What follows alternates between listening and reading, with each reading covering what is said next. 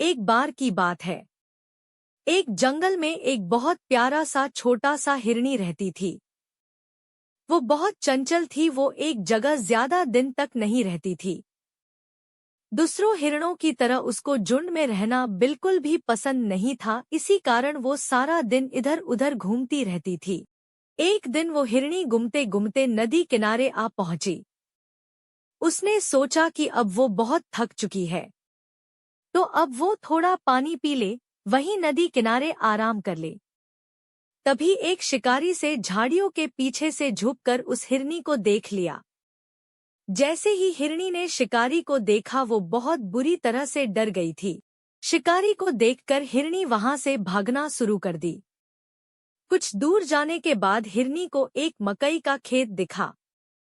उसने सोचा कि इसके पहले कि शिकारी आकर मेरा शिकार कर ले, उससे पहले ही मुझे इस खेत में जाकर छुप जाना चाहिए और शिकारी मुझे देख नहीं पाएगा। मैं बच जाऊंगी। और इतना कहकर हिरनी मकई के खेत में जा छुपी।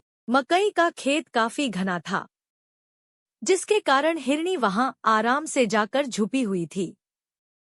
शिकारी ने उसे बहुत खोजा पर वो नहीं मिली। बहुत देर तक खोजने के बाद हिरनी नहीं मिली तो वो शिकारी बहुत थक चुका था।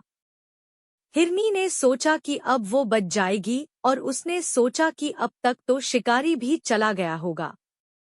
हिरनी बड़े आराम से मकई के पत्तों को खाने लगी। खेत में से आवाज सुनकर शिकारी समझ गया कि हिरनी इसी खेत में छुपी हुई है।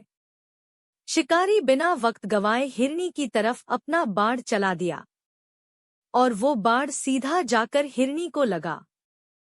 हिरनी ने सोचा कि जिसने मुझे शिकारी से छिपने के लिए जगह दी, जिसने मुझे सहारा दिया, उसी को मैं खाने लगी।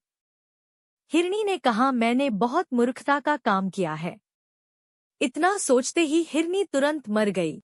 इस कहानी से यह सीख मिलती है कि जिसने हमारा मुश्किल वक्त में साथ दिया है, हमें कभी भी उसको नुकसान नहीं पहुंचाना चाहिए।